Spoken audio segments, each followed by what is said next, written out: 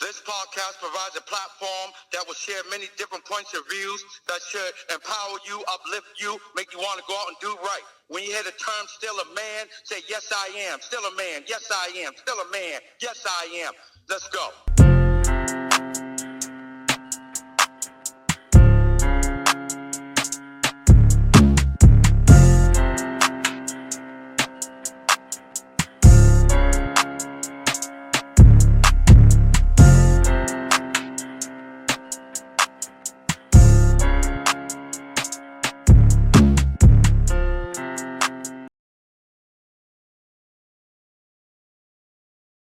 Disclaimer: the views and opinions in this video and comments on this podcast do not reflect or represent the views and opinions on this podcast platform. What's up, people? Welcome to another episode of the Still a Man podcast. Tonight's topic, the education of the Black nation. Now, last week, we, the panel members, had a in-depth conversation after the camera stopped rolling. And I was rather concerned about the Black nation and what direction we might be going into based upon our knowledge, how knowledgeable we are about the Black nation. So I sent you guys, I did an experiment, right? And this not a conspiracy, this experiment consisted of me basically spoon feeding and force feeding a whole bunch of Black history videos and information and stuff. Now, as I was telling some of the panel members, because I did not see a lot of response to said videos, I presumed that it was due to a few things. If you guys weren't interested in what was being presented, or you do not respond to the text, you're not a part of the thread discussions, or you simply just didn't read it. You was distracted by other things. Or the most common one is that you only respond to the negative things concerning America, or should I say the Americas, white America and Black America. All right, so that being said, let's get started. All right, did anybody see the Super Bowl? Yep. Yes. Did anybody And a watch? lot of the messages went over a lot of people's heads. Yeah, it did. All right. So we're gonna The bell-bottom stretch pants. all right, so welcome, Bird. So turn your mic up too, Bird, because you could barely be heard. So we're gonna do we're gonna have a brief overview of the things that were said about the Super Bowl. So everybody don't try to talk at once. So everybody see Kendrick Lamar's performance? Yes. Did you get the message? I got did the not. message. All right, Itama, you with us? Yes. You want to give them an overview of that message? You want to give them what you gave me, or you want to summarize it? Give them a quick overview. I want the full review, not a summarization. Bring it on, Itama. Oh, goodness. Okay. Give me a second. Yep, give him your administrative skills. I missed it. I don't know what the hell people were talking about, but I missed a lot of it. A lot of people are saying the wrong things. Don't worry about it, B. Let it present it. All right. Did y'all catch the symbols in Kendrick's Super Bowl performance? Which one? The Okay. game joystick? When Uncle Sam says, this is, hold on. When Uncle Sam says, this is great American game, a double entendre.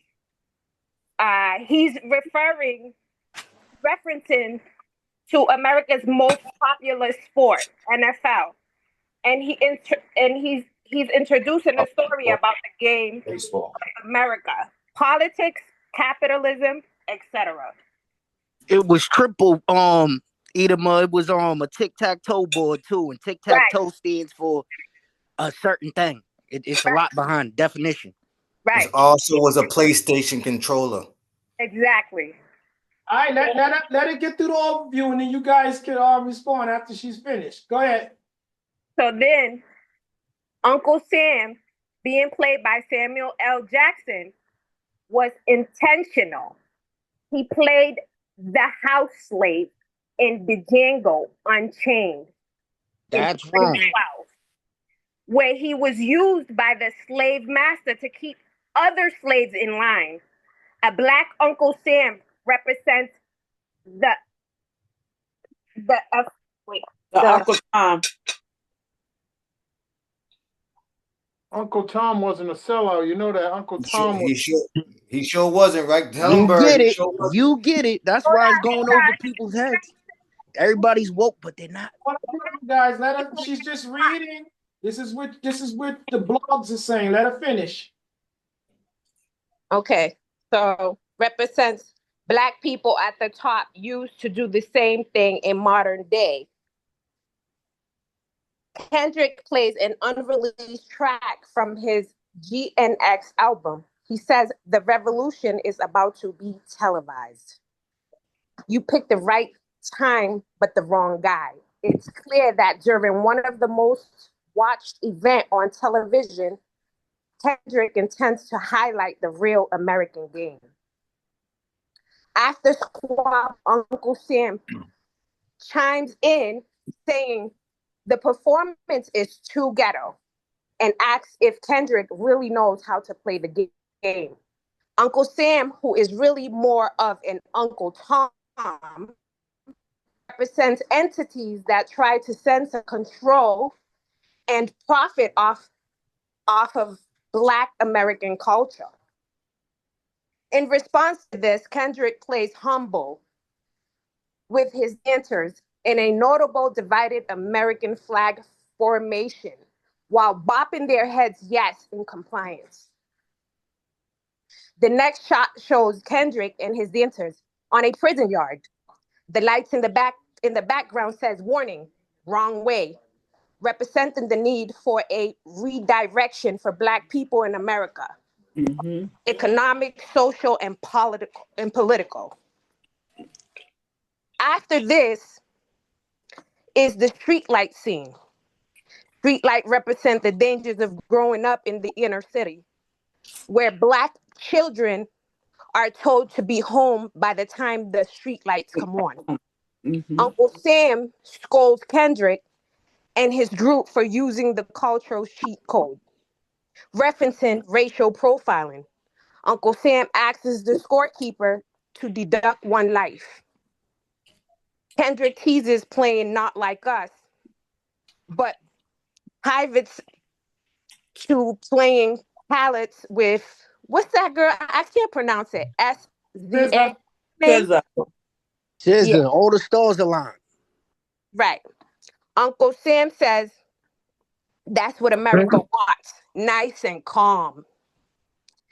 Kendrick interrupts Uncle Sam, nods of approval, and says 40 acres and a mule. Hold on. I'm getting a call. Sorry. I missed all of that. I don't know what the hell was going on with me when that was being going. I missed everything you're talking about. I feel like a retard. Go ahead. Nah, but this is why we here for each other, you know?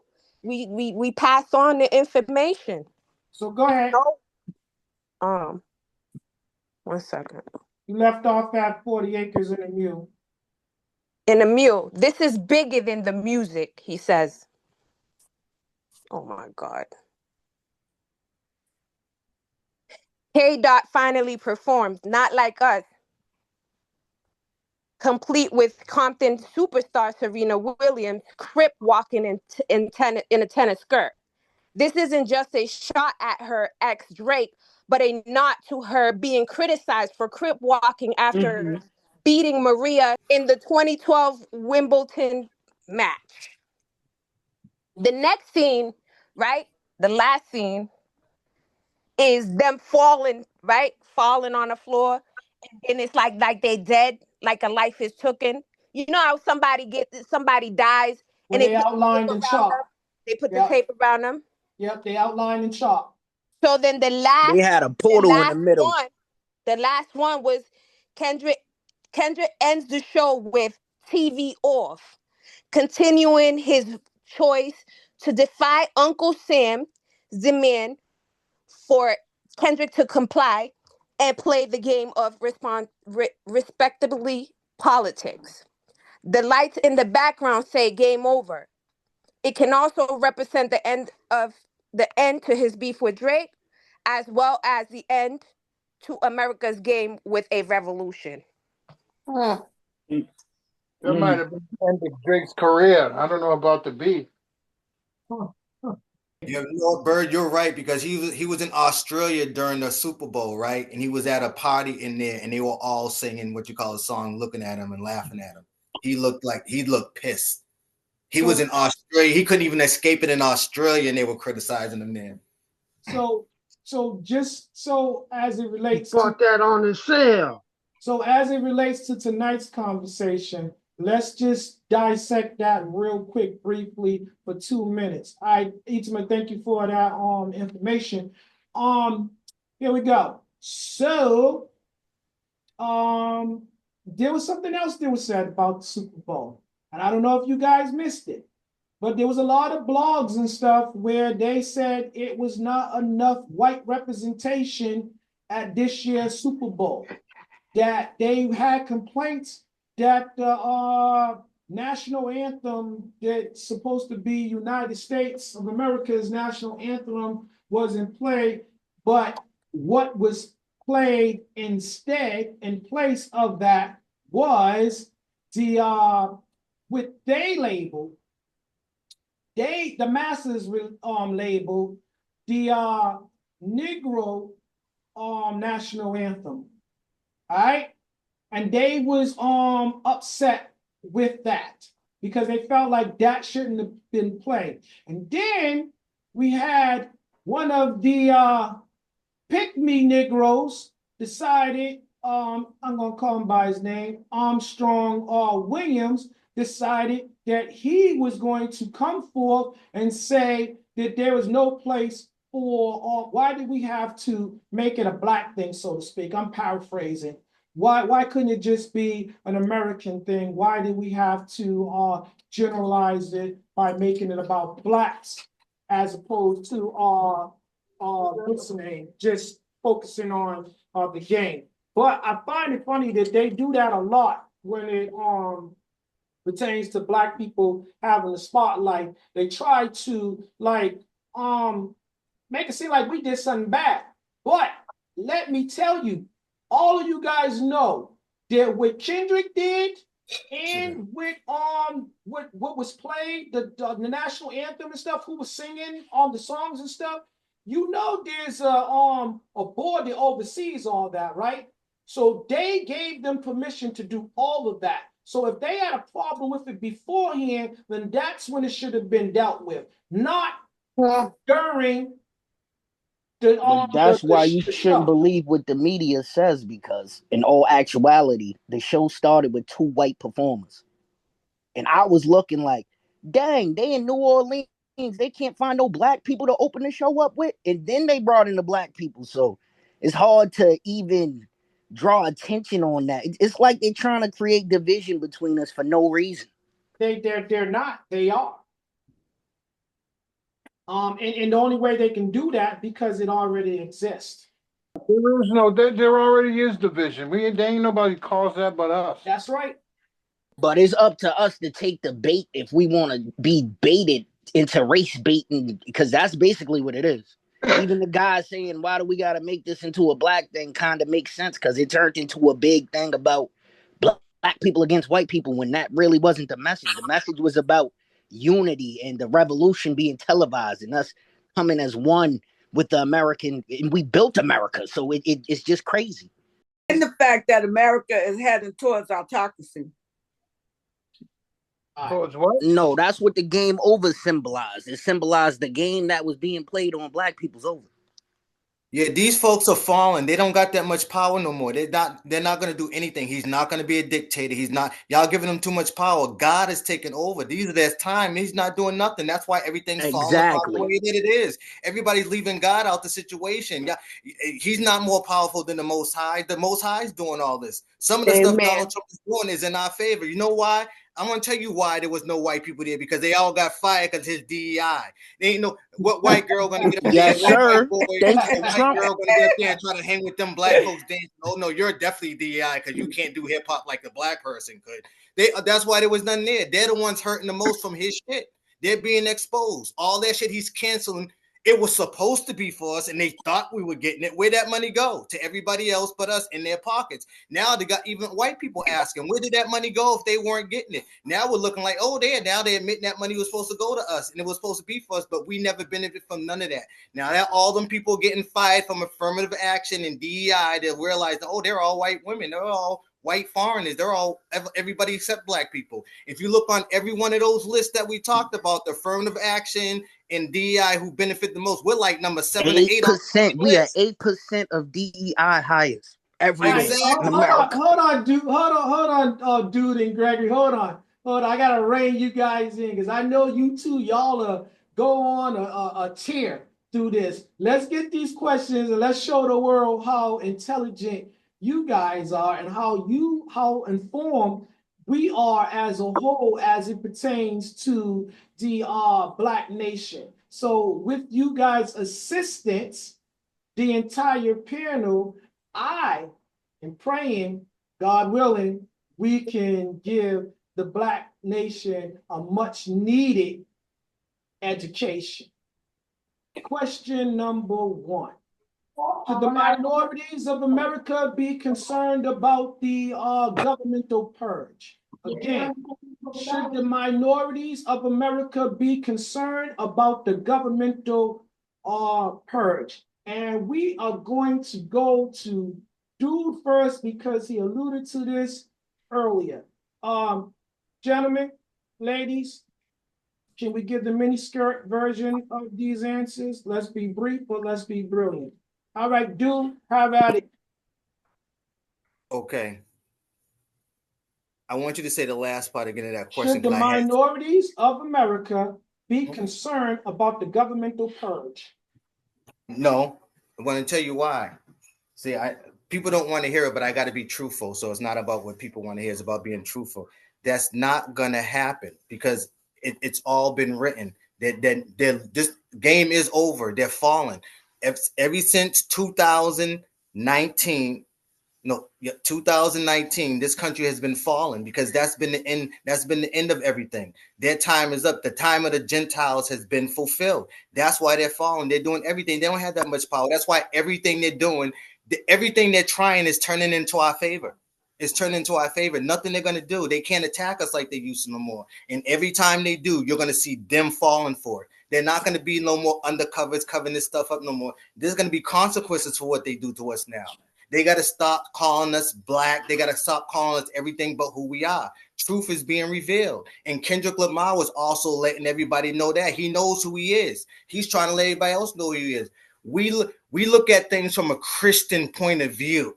If you look at things from the Bible point of view and realize all the prophets and the people that the Most High chose were fucked up people, except the only one that was pure was the Messiah, but everybody else was fucked up. So when you see someone like Kanye speak true, oh, Kanye's crazy, whatever. I ain't saying follow Kanye. We don't follow them, but he's doing something to open up something for us to see. He succeeded. Then Kyrie succeeded. All these people were placed by the Most High. They're all our people. They're opening up our eyes to these things. Are they the Messiah? No, but they're people that the Most High use, but people don't want to see it because, oh, that's just him. Oh, that's just him. That's why they say a prophet has no respect but in his own time amongst his own people. You got to look at the signs these people saying. Everything they doing ain't right, but when you see truth, you got, oh, wow, he's fucked up, but that's truth right there. Okay. Some of the prophets were crazy and the people thought they were crazy. Go look at the Bible. Some of them were weeping. Some of them even ate cow shit, dung, whatever. These people, some of these people thought they were crazy, but they were prophets. You listen to these people when they're saying something. It don't mean follow him. It means get to your word and read it more, because what he's telling you, he just gave you a confirmation on what's to come. That's what we need to be doing. I'm not afraid of nothing they're going to do. I sit and laugh at it. Why? Because we're not going through no Jacob's trouble. We've been going through Jacob's trouble for 400 years. That's been done. That's already been happened already. It's their time to go through their trouble. All right. That's what he means by not like us. Say less. Exactly. Say less. All right. And hold on, my bad. One more thing. And if you peep what he said God is doing something, but he's not doing it to us. He's letting them, God is doing something, but I forgot what that saying was. He's letting you know that God is favoring us this time. He tells you in the middle of his set, God is favoring us this time, not y'all. And that's what he's telling you. But go ahead, my bad. All right, say less. Just if you got any more, if you remember what he said, put it in the chat. Itama, I'm gonna come to you next. Should the minorities be concerned about the governmental purge?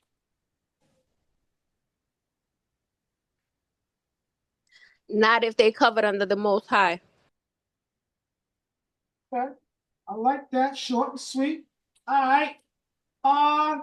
Timmy, should the minorities of America be concerned about the governmental purge?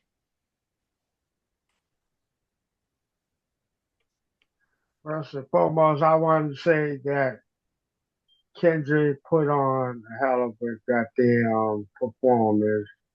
His his performance spoke volumes. Who else That shit was would whack. they would have had? And because he's speaking to the younger generation that's underneath to him, that's a big thing there too. So from what I've seen and what has already been done, there ain't nothing to fear. There ain't nothing to fear. They can't do much more than what they've already been doing, and we surviving. Patsy, same question. Should the minorities of America be concerned about this so-called governmental purge?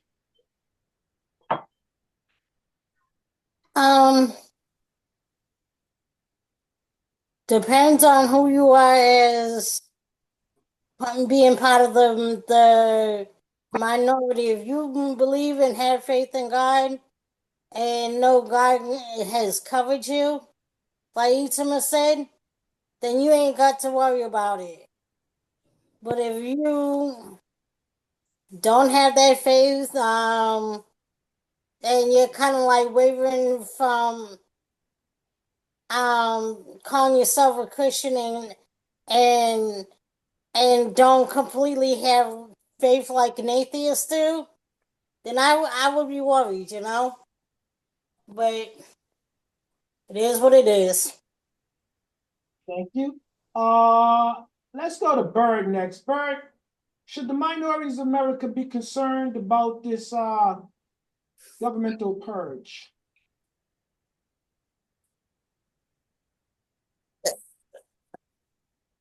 You gotta turn your mic on, Bird. Come on. You hear me? Yep, we Yeah. can hear you now. Say it again. The minority is what? Should the minorities of America be concerned about this so-called governmental purge? I don't even know, man. Who's the minority? White is the minority now, but yeah, they should be worried about the governmental purge. And Tanya, same question. Should the minorities of America be concerned about this governmental purge? I second Itama and Dude. All right. That was easy. Let's go to Robert. Robert, turn your mic on. I am here. All right, so simple. Should the minorities of America be concerned about the governmental purge? I don't think that they should be. I think that the people that voted this guy in there is the ones that's going to be worried. How does that make sense? Uh, Bob Trump. well, you're going to get a chance to answer it right now. And as I said it to others, let's be brief, but let's be brilliant. The question is, Gregory, should the minorities of America be concerned about this governmental purge? I'm a big believer in everything done in the dark comes to the light. So I'm going to say no, we shouldn't be worried about it. Let go and let God.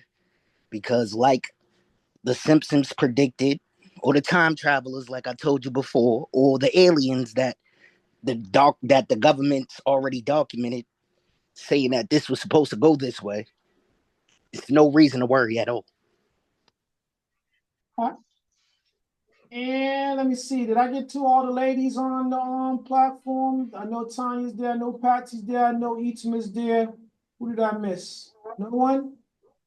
All right, let's go to Sean. Sean, same question. Should the minorities of America be concerned about this governmental purge? Um, should the minorities, those that believe in Christ, I feel like what John 17 and 16 says that, if we trust in the Lord Jesus, we are in the world, but we're not of this world. What? David, Yes. let me add this too, because what Bird said kind of made a little sense. You know what I'm saying? If you're looking at the minorities as us as a people, meaning us, black folks, but then if you look at the minority, because you said American people instead of, you didn't put a color on it, and so yes, the white the white race is the minority if you think about it, because we're becoming more and more blended. Okay. That's why I refer to it as the American minorities, because the Americans are the ones that are doing these groupings based upon color and race. All right, so Sean, you ready for the second question? Okay. Is it alarming that this current presidential administration is hell bent on removing all documents, policies, and internet postings that have DEI in the what you call it, subject matter? Is it alarming? Yeah. No, it's not alarming because this is what he said he was going to do. So I mean, I don't know if that's the answer that you're looking for as far as when you say alarming. Nope. That's your answer. That's how you feel about it, right? Uh-huh. Yeah. That's so you Okay. you doing the right thing, answering it the way you heard it. Bird, same question. You need me to repeat it or you got it? No, I mean, when you say EEI, are we talking equality, equity, and inclusion? Yes, Yeah. diversity, equality, and inclusion. Yep. And belonging is the new initiative. I don't know if that, I think I am alarmed for them to try to remove it because I guess either my agency is late in the game, but that's one of the biggest new plans for the city. The city of Boston is big on equality and inclusion. So I'm kind of alarmed. I thought that was the new wave of the new wave of employment, I guess, and retention. That's Just when you because the think governor and the senator are LGBTQ and they're getting benefits. And remember, I just told you these people are getting stipends and grants for all types of weird stuff. And it's coming from your tax-paying dollars. you should be alarmed, B. And because just when you feel like you have the answer to all their questions, they switch it up on you. They move the goalposts. That's what they're doing. So get used to it. All right, Gregory, you seem eager to answer the question. 8% of us are DEI hot. The hell do we want to be alarmed about that for? What's DEI? Diversity, equity, and inclusion. Okay, so all right, who did we went to Bird, we went to Gregory, we went to Sean. Let's get the ladies. Patsy, is it alarming that the current presidential administration is hell bent on removing all documents, policies, and internet postings with DEI subject matter? I think we all should be a little bit alarmed because that affects a lot of different equities, like women, like is to be considered somewhat of a minority because back in the early days, 40s, 50s, 60s, and so we were considered like a second class citizen also. So a lot of job opportunities, a lot of stuff. It's like, oh, some of these jobs that are out here, unless like we were in a wartime where men were away fighting a war, we were in the workforce. They men usually do, but once the men came back from wartime. They wanted us put back in the kitchen and doing household chores and everything, or doing just a teaching jobs or something like that, which we're we have now we have the right to do any kind of job, and that might this DEI thing will take even just women back a little ways, because if you're in the construction workforce as a woman, you could be laid off because just the fact that of your gender. So yeah, we all should be worried about this being out, this DEI thing being taken out of the picture of social media and everything like that, because if they're posting a job and they want to be equal pay, equal opportunity, they kind of takes away from that particular job, whatever it is, to put out there as hiring for equality. All right, I'm gonna go to Tanya. Tanya, I'm gonna give it to you. You here with us, Tanya? Yep. All right, so the question is it alarming that the current presidential administration is hell bent on removing all policies, documents, and internet postings that have DEI in the subject matter? It's very alarming because it covers the women, it covers minorities, it covers veterans, it covers disabilities, a person with disabilities, and their definition, they think that DEI is supposedly taking away the jobs that should be going to the white men, and they're not thinking about experience. They fired people out of out of important positions because of DEI, and they put non-educated people with no experience in these important positions that's causing a lot of havoc. All right, Robert, it's on you. Turn your mic on. Is it alarming that the current presidential administration is hell-bent on removing all documents, policies, and online posting of, anything that has DEI in the text matter? I don't know if I'm going to answer this right. Shouldn't we have been alarmed a long time ago? Um, this is something they just put more into the front and we do Pope. I will call the president Mr. Whiteout. He put some whiteout or he erased something where they can probably put it back later if they want. I'm just gonna say to that matter, there was discrimination against your skin color or your sex from the very beginning of time, and amongst the others that's included in this that you're saying should we be alarmed?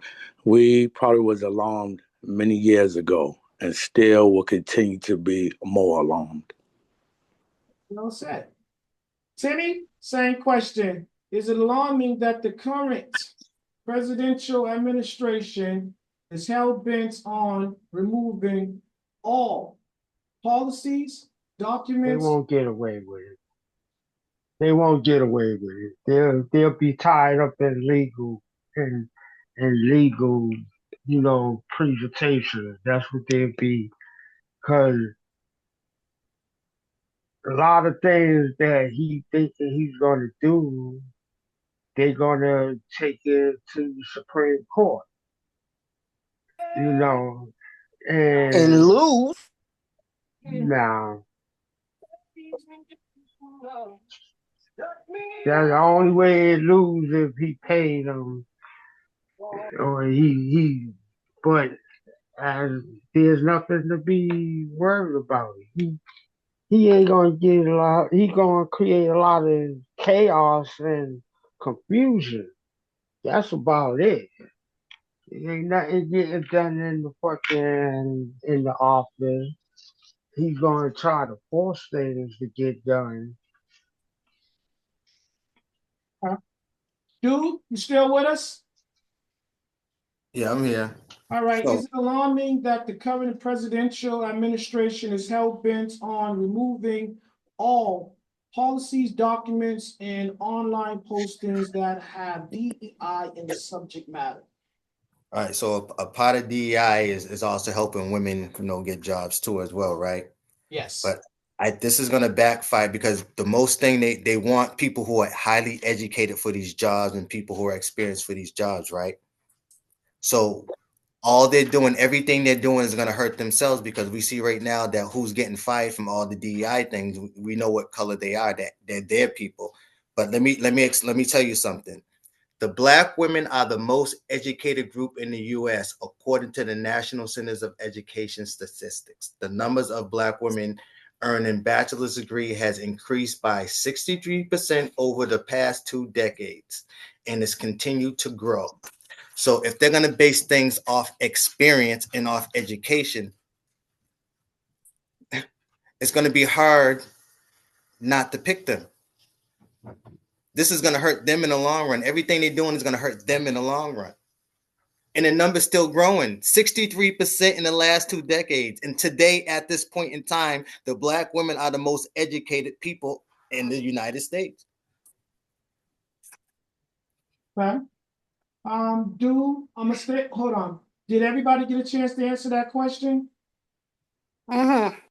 All right, dude, let me give you the third question. Are these presidential executive orders a direct attack on services that provide support for the disadvantaged? Yes. And the thing about it is that they're the most disadvantaged because they're the ones hurting from. There's more of them on welfare. There's more of them on all this stuff. That's why they're complaining the most. And the thing about us is that this is every day. This is like a walk in the park for us. So that's why you don't hear us complaining so much. They're like, oh, What else is new? We have to figure it out like we always do, you know. But they're the ones hurting the most because a lot of people think only black people on welfare. Oh no, there's more of them on welfare than us, and then they getting their stuff cut. And they're like, hold on, time out. I didn't vote for this. Yes, you did. So all the stuff that he's saying is hurting them first because, like I said, all the stuff they said we were getting, we were never getting. They were getting. So they always thought the illusion was they always thought that's what we were getting because a few of us were getting it. But now that they're pulling it now, you're seeing who's really getting it, who's really hurting. Just like with the DEI, like people assume, oh, it's black. Even with affirmative action, oh, it's black. But when we found out, the white women were the top beneficiaries from all of those. So they're the ones hurting. They're hurting themselves. We always fought from the bottom. So starting from the bottom is not hard for us, but them starting from the bottom, that's torture for them. That's look at what they're going through right now, and they can't deal with this. This is nothing. This every normal brother and sister go through this on a regular day basis. Look at all the jobs that a black woman got to do during the day, even when she has a full-time job and kids. She does it with she does it with no problem. Does it with no ease, but they're struggling just a little bit and they can't handle. It's gonna get worse for them. It's gonna get worse for them. He's doing it. The thing about it is they're trying to do it to us, but it's happening to them. That's the Most High work good. Thank you, Donald Trump. All right. Question 3, Sean. Are these presidential executive orders a direct attack on services that provide support for the disadvantaged? Repeat that again. Repeat that again. Are these executive orders attack on the services that provide support for the disadvantaged? Of these executive orders Yeah. are an attack on the disadvantaged. Yes, they are. Because they all fall under the DEI. And for whatever reason, the American public have been brainwashed to think that DEI has to do with nothing but black people, and it's not the case. But they are finding out what we've already known. Like it. Bird, you still with us? Turn your mic on, B. Yeah, I'm here. All right, I'm gonna give you the question. Question 3. Are these presidential executive orders a direct attack on services that provide support for the disadvantaged? I think some of it is a direct attack on people taking advantages of services for the disadvantaged. There's many people that are monopolizing off the support system that the government gives them, and they're willing and able and well workable and can go out and maintain their own life instead of sucking and draining the government. So I believe it is an attack mainly on the ones that are taking advantage of the support for the disadvantaged. So I would say no. Robert, turn your mic on. Are these presidential executive orders a direct attack on the services that provide support for the disadvantaged? I would say yes, and I will add to it. If they thought all black people was at a disadvantage, then they would be laughing at themselves because white people at 37% is dependent on the Department of Transitional Assistance. At 26% come in black people. 16% is Asians. And then I think Native Americans. So it's like a slap in their face because it looked like their race is dependent more on a handout than black people. Like stats, like it.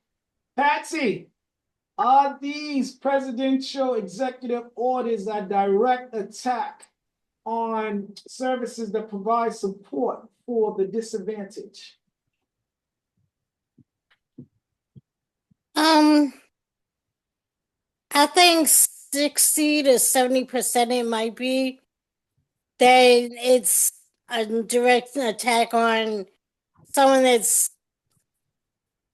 disadvantaged. You know, people that have disabilities are really find hard to get to where they got to get their jobs and everything. And then, like people saying, you know, it's an attack on those people that are actually take advantage of um the system that can actually get up and go to work and all this and stuff, you know, because I've seen so many people that claim, oh, because I'm an addict, I can't work in this and that, and it's not true. Like in some cases, it might be because there's more things going on besides the addiction, the mental health and everything. But no, but a lot of people actually use that as an excuse, as a crutch, and that needs to be stopped. Okay, well said, well said. Tanya, it's on you. Turn your mic on. Question 3. Are these presidential executive orders a direct attack on services that provide services, services that provide support for the disadvantaged? Yes, it is a direct attack. It's not always so much about it's an attack because of the DEI, but also the disability,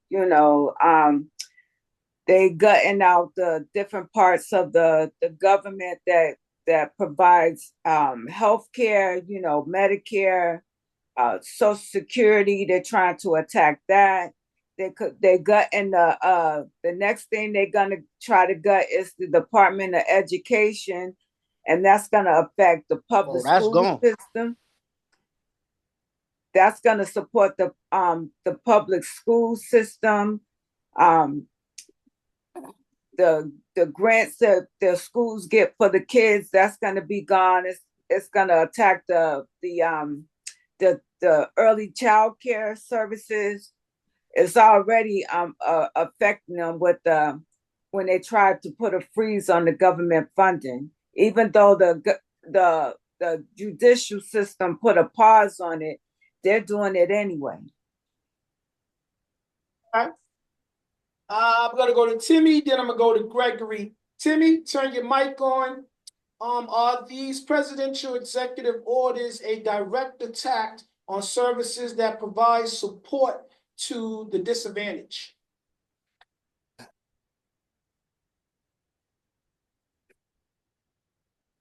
You gotta turn your mic on, Tim. Okay, Gregory, it's on you. Do you need me to repeat the question or do you have it? I'm gonna say yeah. I got you. I'm gonna say yes because once again, who wants to work in an environment where they're not wanted anyways, or who wants somebody working in an environment trying to tell you something that doesn't know their job? Just like that black guy that got fired from the airport because he clearly said, "Yeah, I'm a DEI hire. I don't know anything about this job. The planes crashed. Do we want more of that? This is craziness. You get what I'm saying?" But like Bird alluded to too, these people are using these stipends and these grants for the wrong thing. You're saying they're getting it for the children, but where is it going into the children? These kids can't even read. They're graduating with third grade level reading average percentages and craziness. It's nuts. All right, Gregory, I'm gonna stay with you. I'm telling you, you and Dude, I can always count on you guys to give a prelude to the next question. So, question number 4. Does affirmative action and DEI help or hurt Black students? I'm gonna say it helps us. Once again, are you saying does affirmative act? Can you repeat the question for me again one more time? I missed it. Does affirmative action in DEI help or hurt Black students? Once again, I'm gonna say that is hurting us. Why would we want to be in an environment that we're not wanted? You go to work in an environment that you're not wanted, and you're gonna have a whole bunch of stress when you go home. That's what happens. It's just medically proven. Dude, same question.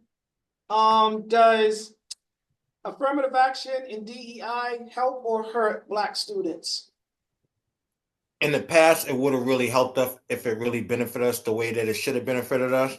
But now there's no use for it. Why? Because everything's been exposed now. There's no excuse now for nobody. Okay. Like it, short and sweet. Sean, does affirmative action in DEI help or hurt Black students? I have to agree with what Dude just said. In the past, it helped us, but now, we seeing what the repercussions of it all, or what they're trying to do away with, and what it's causing. Okay. Bird, you still with us?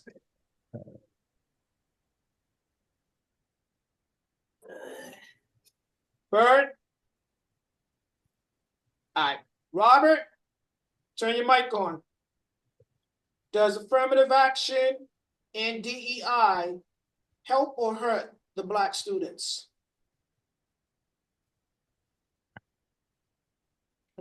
I'm going to have to answer real quick. I'm going to say I agree with Sean and Do. Okay. Patsy, same question, beloved.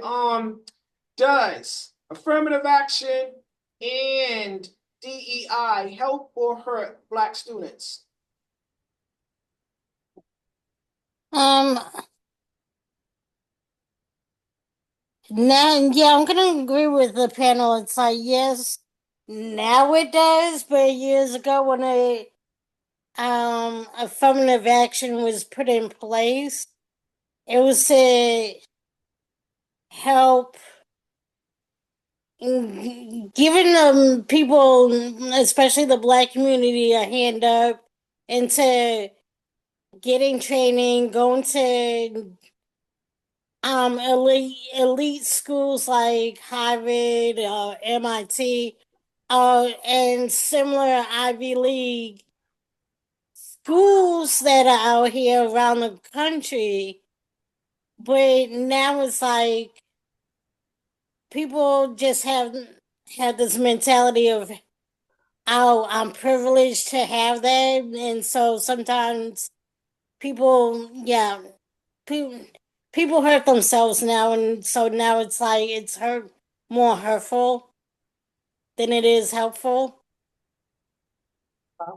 Clarence Thomas is a prime example of affirmative action. That's when he became a Supreme Court judge on on the shoulders of affirmative action. Without affirmative action for him, he probably wouldn't be no damn Supreme Court judge. Okay, but as always, because he's the only minority on there, with the exceptions of the other two that are Puerto Rican. But he was the minority for a long time. And as always, when they put a pick me nigga into position, his job is to cut down and cut things off so there'll be no one else after him. Well said, well said. Tanya, same question. Is affirmative action in DEI an advantage or a disadvantage for the Black student? It can be both, Excuse me, I'm actually. sorry. Yeah, it's the same thing. Go ahead, answer. I'm sorry, Tanya. Does it hurt or help them? But it's the same thing. Go ahead. Um, it could hurt them and help them. It could help them by helping them. They first of all, they have to, when they say affirmative action, you still have to outperform your counterpart in order to even get in the door for them to even consider you. But once you get there, some places are trying to fulfill a quota, but that doesn't mean you got in there just because you're a Black person or you're a minority. You have to have the same like educated level or even more to get in. It could hurt them in the fact that, how can I say this? I'm trying to say it in a way where before affirmative action happened, they wasn't letting no minorities in the Ivy League schools. That's why the HBCUs were created. Mhm. Oh, So it could be a positive and a negative, because the negative is when you get in there, the co-workers are thinking that's the only reason why you're there. They're not looking at the fact that you're just as educated or more knowledgeable than they are. okay. That's when it becomes about your color. Yes, and they pray for your downfall too, hoping that you fail, or they put obstacles in front of you so to make you You're say, not wanted, and it "Fuck will it, make you feel I don't not want to wanted. do this no more." All right, let's go to the fifth question, Tanya. We're gonna stay with you. All right. Is it a disadvantage or advantage for biracial applicants that have a Black parent to check Black on for race on any application? So again, is it a disadvantage or advantage for biracial applicants to check Black as their race on any application? Oh, David. Oh, I'm gonna say it could be both. It depends. It depends. That's just like the affirmative action question. It could be a positive or a negative. It could it could be a disadvantage or an advantage. It just depends on what circle you in. Okay. Patsy, is it a disadvantage or advantage for biracial applicants that have a Black parent to check Black for their race on any application? So again, is it a disadvantage or advantage for biracial applicants to that have Black parents to check Black as their race on any application? Um, it can be both depending on the job and where it's at and who's doing the hiring for that job. For any job application or even any school application.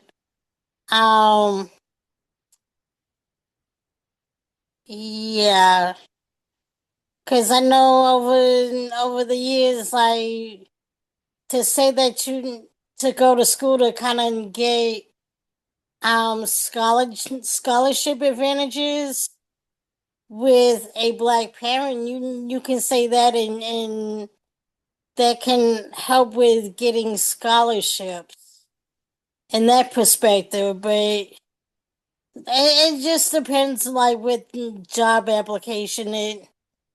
Um, yeah, I think some people feel that they could probably get away with not getting putting that down until the interview.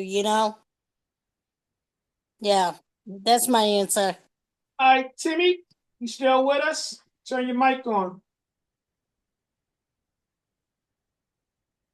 Timmy? Yeah.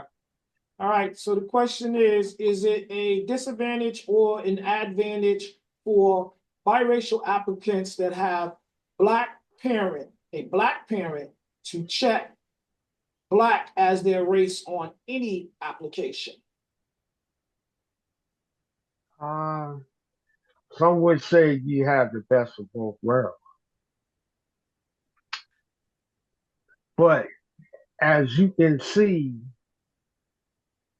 we have a lot of influence, and it it's so much influence that if people just have a specter of black in them, they proud to say that. So I don't I think it'll probably be a win-win if they're mixed. But those are the ones who are standing firm. The mix, the mix. They're the ones that are, standing firm and letting their voices be heard. That saying that, yeah, we might be mixed, but our blood is black. Okay, say less, say less. Do, same question. Is it a disadvantage or an advantage for biracial applicants that have a black parent to check black as their race on any application? Now, me myself, I would always do whatever the father is. That's what you do, but on and it also depends on this situation of the family. And I want to give you a good example. Just say, for instance, right, if your child looks white and you know your family's kind of funny and the neighborhood you live in are kind of funny and they don't really know that he got some in him or she got some in him, then you claim him white so they don't understand, so they don't get their ass whooped. But other than that, so listen, I want to tell y'all a story real quick, real soon. So one time I went to sign up for this program. Actually, when I went to go do my carpentry thing, it was a lot of brothers in there and a lot of foreigners in there. So all the brothers in there, they claim black. I saw everybody claim black on there. All the brothers claim black. I don't know what the Spanish people did, so I put Jewish on mine. Guess who was the only brother to get chosen? You just told on yourself. Yep. All right. You mean none of the brothers got chosen? They all chose black, and none of them got chosen. All the foreigners got chosen, and I got chosen, and I did it on purpose. I You put put Jewish your on. true identity. You did what you were supposed to do. Mhm. All right, Gregory, again, you sound like you're eager to answer the question, so I'm gonna come to you next. Is it a disadvantage or advantage for biracial applicants that have a black parent to check black as their race on any application?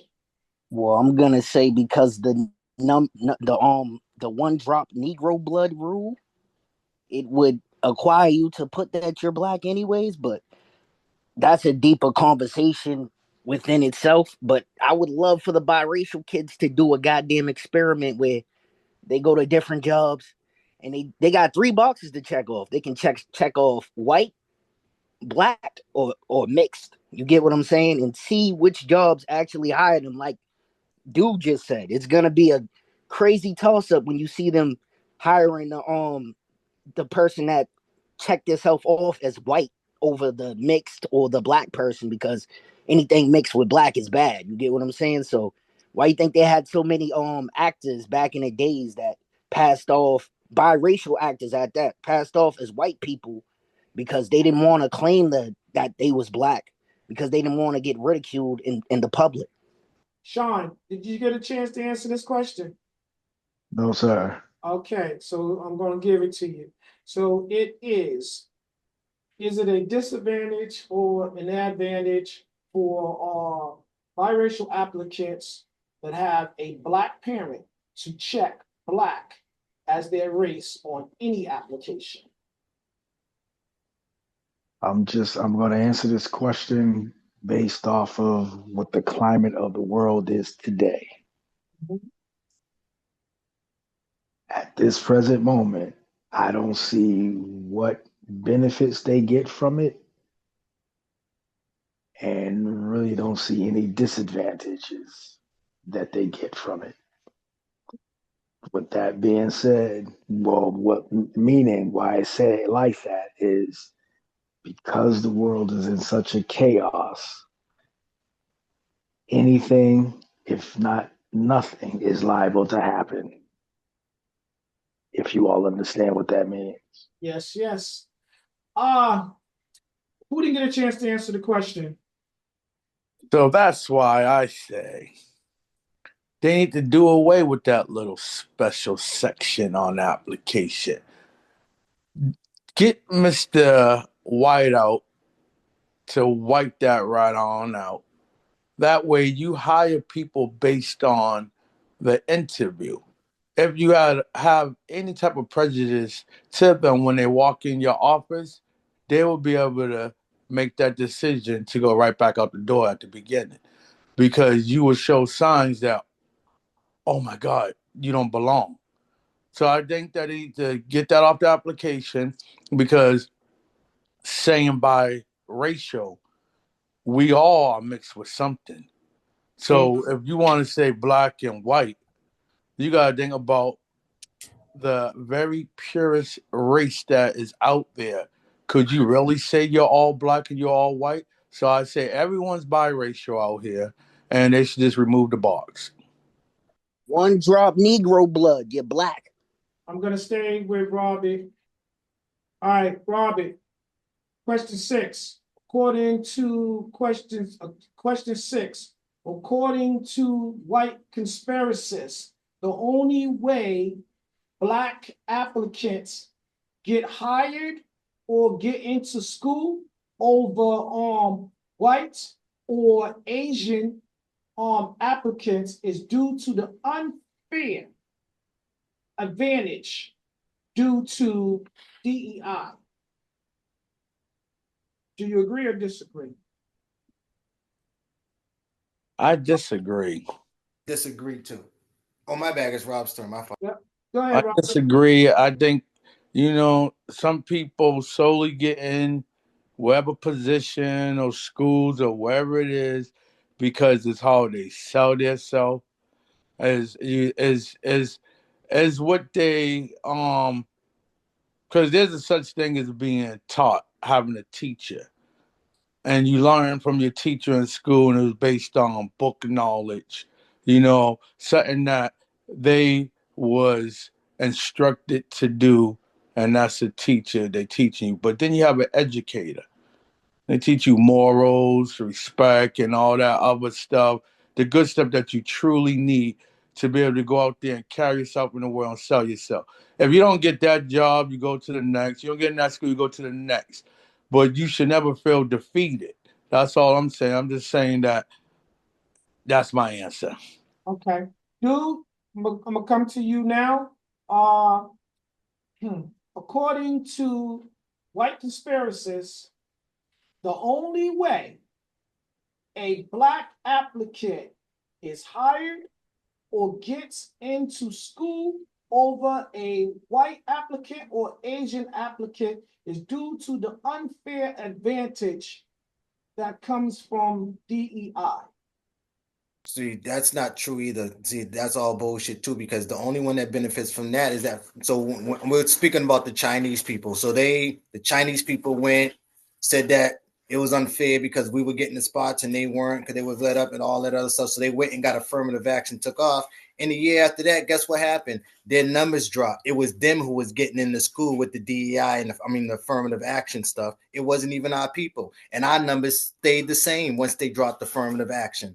Their numbers fell and our numbers stayed the same. So all of that's a trick. Just like they say we're the most, it's all a trick. They're always saying we're using all this stuff. The stuff they're saying that it's us supposed to be, yes, we are supposed to be getting it and we should be using it because of the disadvantages that we had. But we weren't the top on any one of those lists, even when it came to schools or anything else. We weren't the top on any one of those lists benefiting from it. We were the smallest number benefiting from it. You can go check your numbers yourself. Just like Greg was throwing out when I said something earlier, he was throwing out because he knew what I was talking about. All this is an illusion. They're the ones. That's why they're falling apart, because they're the ones that need the government.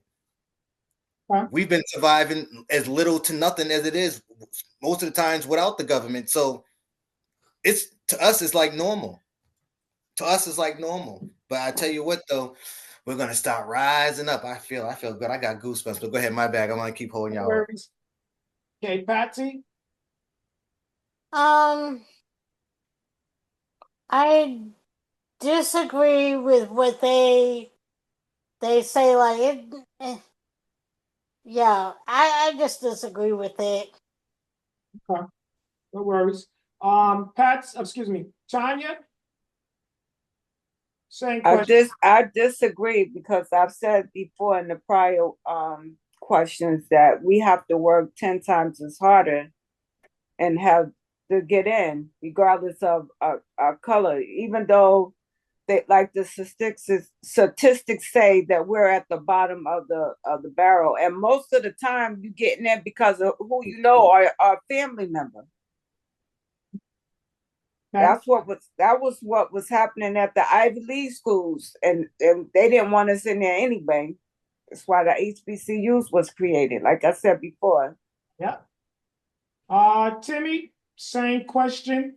According to white conspiracists, the only way a black applicant is hired or gets into school over a white or Asian applicant is due to the unfair advantage of DEI. I think that's bullshit. Dude was right when he said that we never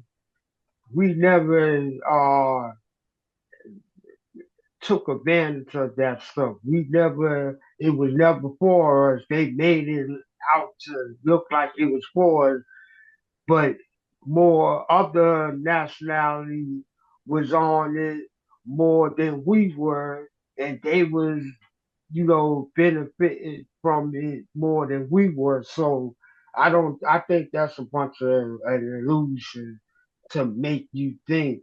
But to talk to to build on that, there a lot of folks got in on account of their intelligence. Sean, same question. According to white conspiracists, the only way a black applicant was hired or got into school over a white or Asian applicant was due to the unfair advantage of DEI. That's what they believed, but they're learning.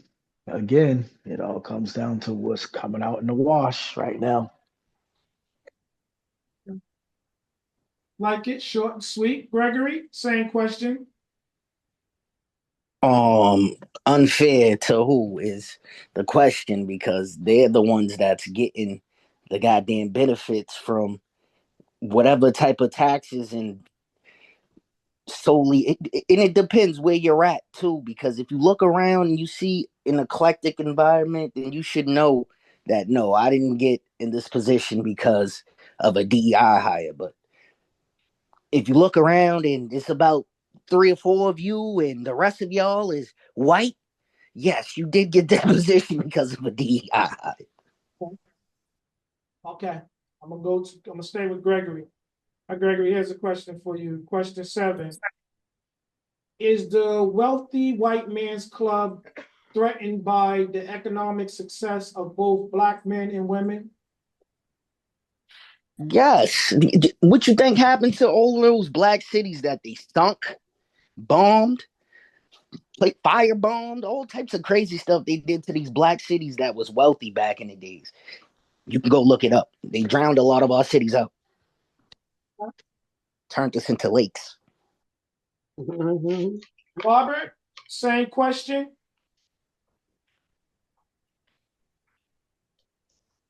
Yes, I say they are. And that's my answer. Patsy, is the wealthy white man's club threatened by the economic success of both black men and women? I think they are because they always want to belittle somebody else that is doing better than they are, or as well as they are, because they're coming up monetarily to be their equal on a money standard. Yeah. Tanya, same question. Is the Wealthy White Men's Club threatened by the economic success of both Black man and woman? Absolutely. All right, that's an easy answer. Timmy, same question. Is the Wealthy White Men's Club threatened by the success, the economic success of both Black men and Black women? Be afraid. Be afraid. Okay. Dude, same question. Oh yeah, that's what it's always been about, and that's when they designed the Constitution. We the people, that's what it was all about, and that's why they labeled us as 3/5 of this. They know that we're very powerful. Anything that we do, and they knew because we taught them everything they know. So after they learned everything they needed to know, that's what they did. What they did, because we do every, like Gregory said, our towns were flourishing more. They weren't making money. Our towns were, and that's why they had to destroy them. So oh no, they can't be doing stuff better than us. So their whole plan, the whole world's plan, was to keep us down, because once we get and unite and do what we got to do, it's always better than everybody else's. Absolutely. Good. Okay. All right, we're going to go to question 8. Sean, the question is it a myth or reality that affirmative action and DEI discrimination leads to discrimination of the white man? So again, is it a myth or reality that DEI and affirmative action leads to the discrimination of the white man? In my opinion, it's a myth, um, because it neither one of those things were to make us better than the white man. It was supposed to give us an equal opportunity to compete, apply, and just to be on a even playing field. So to discriminate against them, no. It was designed, both entities were designed to give us an equal opportunity to flourish in this world, in the workspace, schooling, and anything else that we share. Love it, love it. Patsy, same question. Is it a myth or reality that DEI and affirmative action leads to the discrimination of the white man? I believe it's a myth because there's a lot of jobs that are out there. Um whoever's hiring will not discriminate against a white person. They rather hire that white person than someone of color. That's my opinion. Tanya, same question. Say it again. So the question is it a myth or reality that affirmative action in DEI leads to the discrimination of the white man? It's a myth for us, but it's their reality. That's what they think. Yeah, I'm telling you, I keep laughing because that's laughable. Brimage, same question. Is it a myth or reality that affirmative action in DEI leads to the discrimination of the white man? I'm gonna go on and say I agree with Sean and I agree with Tanya. You can rewind the answer, fast forward, play it however you want, but together is saying something. Okay. Mr. Lacey, same question. Is it a myth or reality that affirmative action and DEI leads to the discrimination of the white man? That's a myth. That shit is just not true. Okay. Dude. Yeah. So what they're saying, what they're really trying to say is that their bosses are now becoming black, and their bosses should never be black. They should never have to answer to a black boss. So they're trying to say that's the problem they have. They don't have a problem. Say I missed last week when y'all talked about the black jobs. They don't have no problem with us doing the entry level jobs.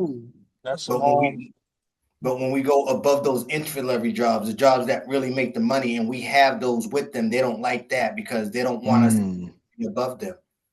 Right. Okay. Timmy, same question. Is it a myth or reality that affirmative action in DEI leads to the discrimination of the white man?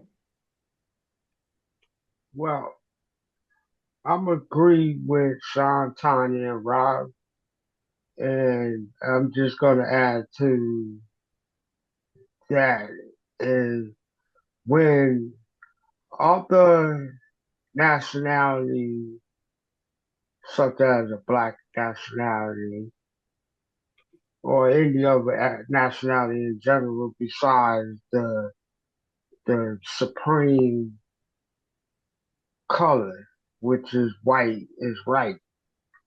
Okay, when other entities become powerful, they always scream out like crying the big bad wolf is coming or whatever.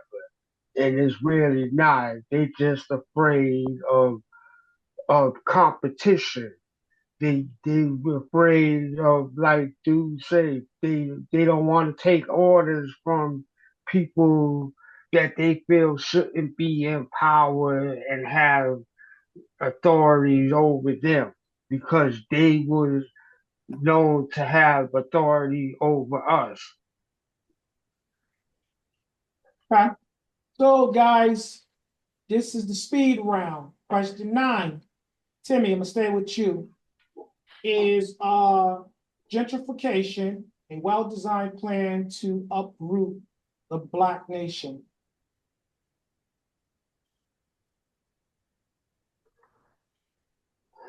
No, it ain't gonna make a damn difference. Um, let's go to Tanya. Tanya, is gentrification a well-designed plan to uproot the black nation?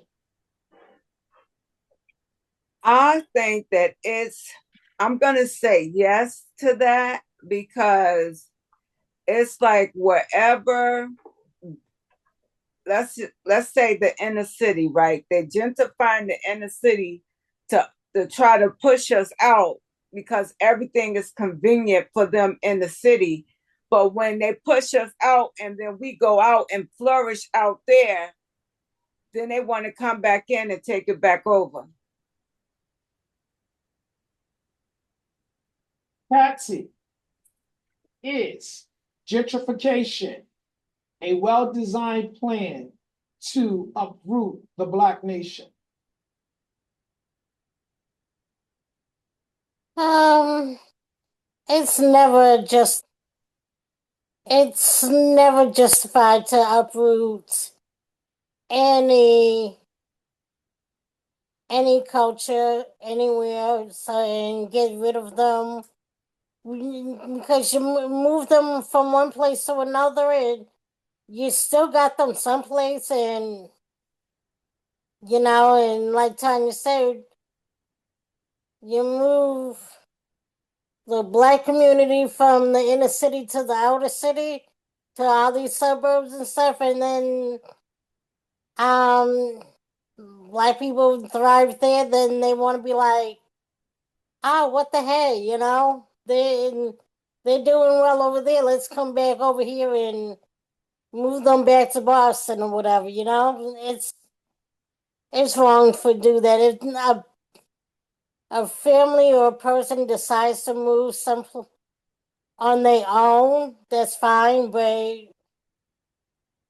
it's never a good idea to, or it's never justified to move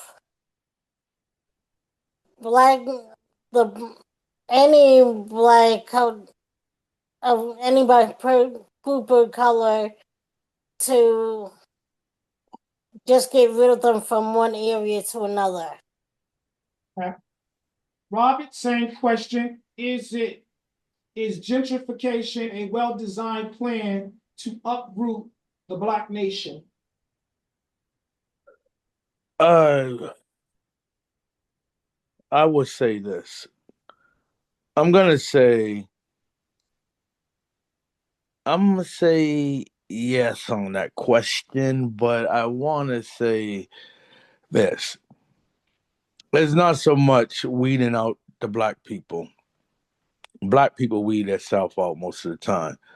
White people live in the country, the rural part, um, the suburbs. Um, they live out in these quiet, which they call uppity towns, or whatever. So black people see that and they want a taste of it. They jump up and move themselves out there. Didn't know by design the plan was to rebuild where they was, um, and they can come back in here, which they are the white people. Boston, the inner city, is their playground again. They come to play around, see the entertainment from the black people, what they're doing, how they're living, and work in the city and make that money. When they get tired and done playing, they'll be back out in their countrysides, their rural places, and the little quiet towns. So I say yes, but we do it to ourselves at times too. Gregory, is gentrification a well-designed plan to uproot the Black nation? Yes, because once again, they got rid of our cities, and then they noticed that the commodity is coming into the black culture, and we are American culture. So, what better way to come and intertwine themselves and then kick the black people out of those areas and say, hey, we built this up. This is the way it's like this because of us. It's popular because of us. Tourist spots are really popular because of the culture. And the culture is coming from the black community right now. Sean, is gentrification a well-designed plan to uproot the Black nation? Absolutely. That was the whole purpose of it. Do I got a different look at this because they had already uprooted us. That's why we don't remember who we are. But yes, and the second part of it, this is a part of it because they don't want us in their smart cities, so they're moving us to the outside. So when they build their smart cities, that's why you see how they're doing these 1 lane roads on roads that used to be 4 and 2 lanes. They're building these smart cities, and they don't want us in their smart cities, and they're gonna push us out to the outside. And then every time you come into one of their cities, they're going to charge you. And every time you leave out one of their cities, they're going to charge you. And they don't want no riff, as they call riffraff, in their smart cities. I'm coming to you with this question, Tanya. This is question 10. Question 10 is MAGA a desperate attempt to resurrect the Jim Crow laws? Is MAGA a desperate attempt to resurrect the Jim Crow laws?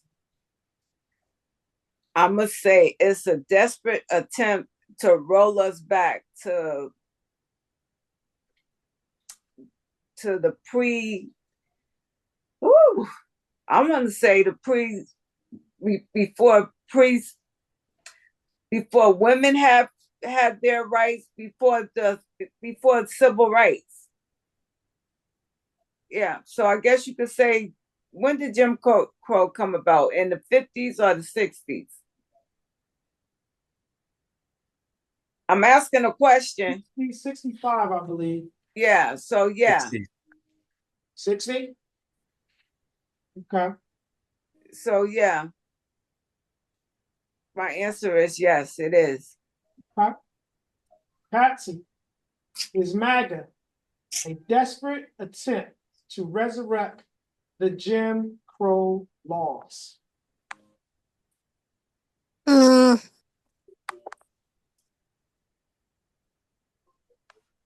I think it could be. I'm not quite sure.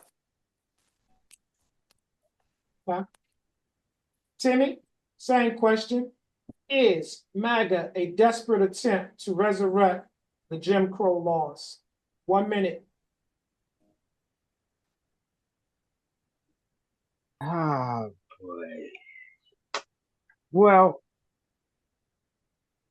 the guy is want to be a dictator, so dictators want to control and say what you can do and throw you in jail if you take a picture or say something bad about him or you don't like him, you know. That's so yes, I believe that's what he's trying to do, but it ain't gonna happen. The people that voted him in gonna start speaking out against him. Okay. You, same question. Is MAGA a desperate attempt to resurrect the Jim Crow laws? That'll be crazy for him to try to do that, because in the state that our people in right now and the awareness our people in right now. See, we at that time we were in fear. We were just coming out of, we were almost freshly new out of slavery, and we were still scared. So that's not happening no more. We're not even allowing that to happen no more, and the Most High is not going to allow that to happen no more either. And this place will be tore upside down. Tore upside down. There's no way. Every business will be disrupted. Everything will be disrupted. Everything will be disrupted. And without us, they can't survive anyway. So no, he can try if he want, but it's definitely not going to succeed. It's not even a threat because it's not going to succeed. Okay. Sean, same question. Um, is MAGA a desperate attempt to resurrect Jim Crow laws? Yes, it is. And to have a slight pushback on what Dude just said, with them not giving us, doing away with the affirmative action, uh, um, what was that? Rights, the affirmative action, civil rights, them not passing that again. That's actually what stopped Jim Crow laws. And with them not reaffirming that again, he's slowly but surely taking away the things that almost had us protected in this society. Remember, we need to look up and see what the Jim Crow laws, what that was all about. And everything that he's doing away with is leading right up to that, to where we're about to be, what the 50s and the 60s was all about. Gregory, same question. Is MAGA a desperate attempt to resurrect the Jim Crow laws? I feel I led my people into a burning house, right? How long did slavery actually last? Saying the Jim Crow laws got abolished when, in the 60s? Slavery lasted for 244 years in America. There were people that were still slaves all the way up into the 1960s because of contracts that was made and the people didn't know how to read, so they ended up signing themselves away on these contracts that they still do to this day to people like trying to get out of stuff. You get what I'm saying? So they tricked them into that. But I was trying to allude back to the question. What was the question again, Big Dog? The question is MAGA a desperate attempt to resurrect? Like dude said earlier, most of the things that they're doing is to help us. And I don't think this dude is stupid one little bit. He even got up there when he was campaigning and told black people, I'm going to better your community. I'm going to do good things for the black community that you've never seen before. So when you're saying it like he's doing the things by accident and it's helping the black people, no, that's not what's happening. He's doing it on purpose. He knows what he's doing. Okay. Robert, it's on you. Is MAGA a desperate attempt to resurrect the Jim Crow laws?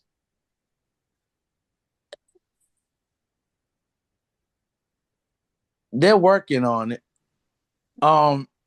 Whiteout, he's doing a very good job working on it. And the separation of race will destroy our normal lives. It will bring us back 200 years, or if not 250.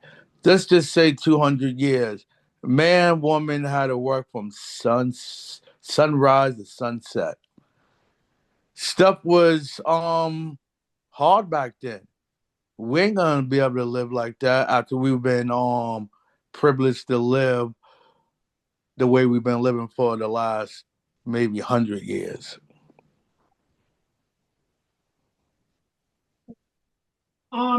And earlier I stated it was 244 years. Someone fact check that. If I'm incorrect, please rectify that. Timmy, The thing is, slavery never ended. They just renamed it and reclassified it. That's Okay. all it is. It never ended. And when the Thank you. Pope, you got to remember the Pope, when the Pope declared in 2018 and 19 the what you call it, the doctrine of discovery and the what you call it, that's when it actually happened, because it was them who decreed it and said it. So it was him who had to cancel it and cancel it out. Everything's been written in prophecy. It's been prophecy. And anybody technically, even it's sad to say because we're talking about our people, but and since 1933, I think it was, I could be off the dates, but everybody who's born with a birth certificate and a social security now is technically a slave. For over 400 years of slavery. Mm-hmm. So Timmy, this is pretty much a phrase I hear you repeat over and over and over again. So if I never heard anyone else say it, I would think that you coined the phrase. But, so here's the question. Has the black nation been infected by a bunch of race traders, defectors, and pick-me Negroes? 30 seconds. Of course they have. Look at all the Oreos in this goddamn country. Candace Owens is one of them. She ain't never did Don't nothing disrespect Candace. Yeah, she ain't never did nothing for the black community. She always tore the black community down. You know, why don't you salute people like Magic Johnson? Who Emma, Magic Johnson is one of the black community idols. Dude, 30 seconds. Has the black nation been infected by a bunch of race traders, defectors, and pick-me Negroes? That's why our people are so lost and confused and in the state that we are with everything going on with them, because that was a purpose design. And it's been proven that the most money spent in the whole entire world yearly is to keep us in the state that we're in. All right. Sean, same question. Has the black nation become infected by a group of race traders, defectors, and Pygmy Negroes. And that's been like that since the beginning of time. Okay. Gregory, same question. Yes, these people been tap dancing and not even knowing it. They all slaves to democratic plantation. Okay. Robert, same question. Has the Black nation become a nation of Pygmy Negroes, race traders, and defectors? Yes, and like Sean said, it's been like that for a very long time. But I'll say this real quick: when a black person see a white man with a white sheet on them, as a white ghost. When a white person see a black man with a black sheet on them, as a black ghost. But that represent I came to kill you now, or take your position. Tanya, same question. Has the Black nation become infected by a bunch of race traders, defectors, and Pygmy Negroes? I'm going to say yes, they have. Like the rest of the panel says, that there's been some in every generation. Okay. Patsy, same question.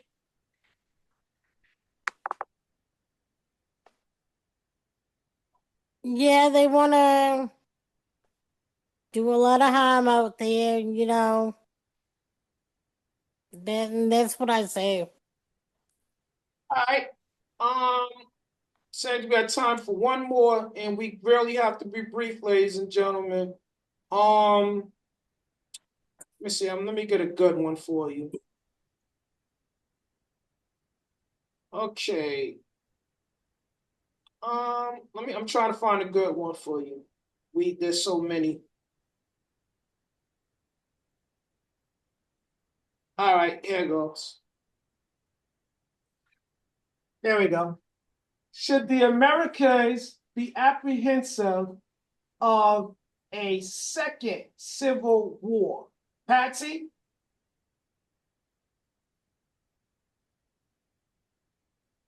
Are we heading for a second civil war?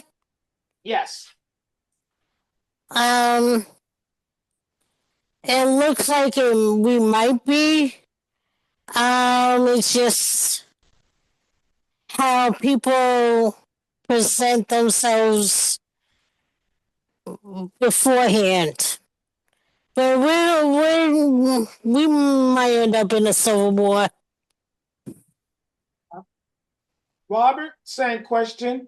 Should the Americas be apprehensive of a second civil war? Yeah, I think that we should pay very close attention to what's going on in our country and around the world. Um, I would say yes, people, there's no other way but take it to the streets. I listened to that earlier, and to stop all this nonsense, we have to remove what we put in power. And for them to take it to the streets might cause serious conflict and pain to our people. Gregory? The only civil war is the civil war in these new woke conspiracy theorists, their minds. It's crazy because they think Donald Trump is trying to cause a war, and they're the ones that's out there actually trying to entice a civil war or trying to rally something that doesn't need to be rallied. When they need to rally about COVID or something, they wasn't really rallying. Y'all weren't rallying to get Dr. Fauci or what's the name, Bill Gates. I don't understand what y'all out there rallying for. Nobody is with y'all, and we don't want to take the president. Let him do what he's doing. Mind y'all business. Go back in the house. Okay. Tanya, same question. Yes, there is. Wait, well, did you hear me? I can hear you now. Okay. I'm gonna say yes, we need to be apprehensive of another civil war. I would dare to say of an invasion. And I'm going to say this, that everything that Trump is doing is to hurt us, not to help us. They're lining their pockets, they're making themselves richer and trying to make us poor. They're putting a whole lot of stuff out there to keep us, our attention, to be fighting about stuff that doesn't matter, while they're steady they're doing a coup on the government from the inside out. That's what I got to say about that. Well said. Thank you for your participation and others. Timmy, 30 seconds. Should the Americans be apprehensive of a second civil war? Get ready. Get ready. Cause that's what it's gonna come to. Cause we're not going back. We moving forward. We ain't going back. So Dude, same question. Should Americans be apprehensive of a second civil war? Well, this is how I'm going to end it. It's going to be a little different. I just love this time that we're in. I just really love it. I love this time that we're in. That's how I'm going to end it. Okay. And Sean, and then I'm going to take us home. Sean? I'll answer it like this. Yes, but it won't be a race civil war as some of the answers that I've been listening to. It won't be a race civil war. It's going to be a civil war amongst us as a whole, because what is happening in the government, everyone is going to be affected. And there's a potential of a world war happening as well, because countries are now no longer afraid of us and are actually merging or actually stick their chest out up against us. Well, so guys heard me say this several times. Sometimes the messenger has to become the message. So I have a message for the entire American nation. All right. So here we stand on the bloody lands of this foreign land, beaten down and enslaved by the oppressor's hand, robbed of our culture, branded like stock, denigrated and paraded on the auctioneer's block. We are not the first, but God willing, we are the last. America, you must atone for your sins or suffer the wrath of all of those that you mistreated in the past.